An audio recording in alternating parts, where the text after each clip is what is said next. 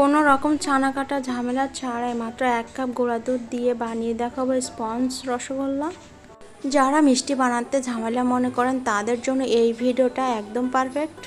এই রসগোল্লাটা বানাতে খুব কম সময় লাগে। হ্যালো এভরিওয়ান, আসসালামু আলাইকুম, welcome back to my channel. আশা করি আমার আজকের রেসিপি আপনাদের ভালো লাগবে। তো চলুন রেসিপিটা দেখে নিই।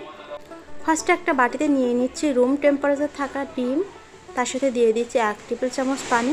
ডিমটা ভালো করে ফাটিয়ে নিব। ফাটানো হয়ে গেছে, এটা একটা সাইডে রেখে দিব, পরবর্তী ব্যবহার করব।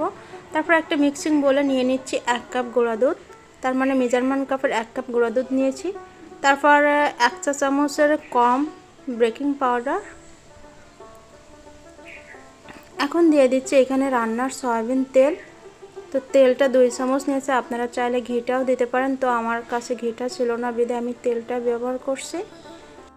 2 থেকে 3 মিনিট দুধের সাথে তেলটা ভালো করে মিশিয়ে নিতে হবে। যখন দেখবেন এরকম ঝুরো ঝুরো হয়ে গেছে, তখন এর মধ্যে ফাটিয়ে রাখা ডিমটা দিয়ে দিবেন। তো আমি একটা ডিমের সবটুকু দিয়ে দিয়েছি। ডিমটা দেওয়ার পরে মাখাতে কিন্তু অনেকটা পাতলা হয়ে যাবে, তো এটা রেস্টে রেখে দিলে সেট হয়ে যাবে। তো আমি রেস্টে রেখে দিলাম 15 মিনিট। তো এদিকে একটা মিষ্টির জন্য চিনি শিরা তৈরি করে নিব। তার জন্য 1 কাপ দিয়ে দিলাম চিনি, তার সাথে দিয়ে দিলাম 4 কাপ পানি। তো যারা মিষ্টি খেতে পছন্দ করেন তারা কিন্তু 1.5 কাপ চিনি দিতে পারেন।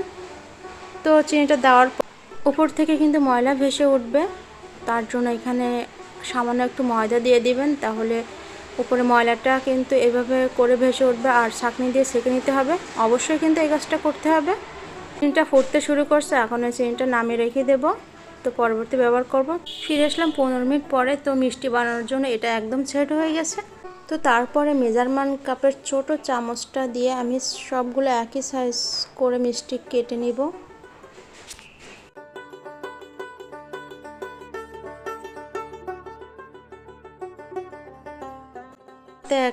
তেল মাখিয়ে মিষ্টির শেপ দিয়ে নিব। তো এই কাজটা কিন্তু একটু স্মুথভাবে করতে হবে, যাতে মিষ্টির গায়ে ফাটল না থাকে। তো সবগুলো মিষ্টি বানানো হয়ে গেছে, এখন এগুলো আমি রান্না করব।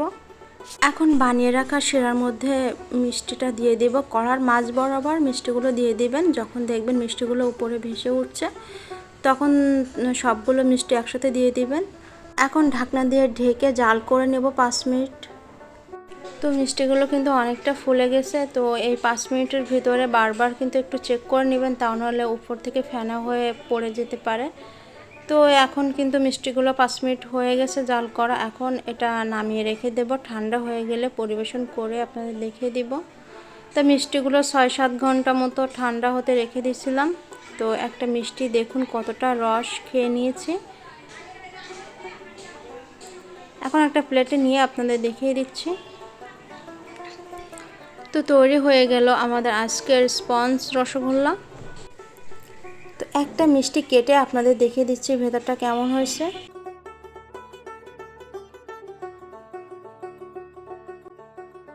মাশাআল্লাহ, ভিতরে কিন্তু অনেকগুলো জালিদার যুক্ত হয়েছে। এই মিষ্টিগুলো কিন্তু ছানা মিষ্টির থেকেও কম কিছু নয়। বাসায় একবার হলো এই মিষ্টিটা ট্রাই করবেন। তো দেখুন কতটা স্পঞ্জ হয়েছে, আর ভিতরে রসে একদম টয়টুম্বুর। তো আবারও কথা হবে নতুন কোনো ভিডিও নিয়ে। তো ভালো থাকুন, সুস্থ থাকুন, আল্লাহ হাফেজ।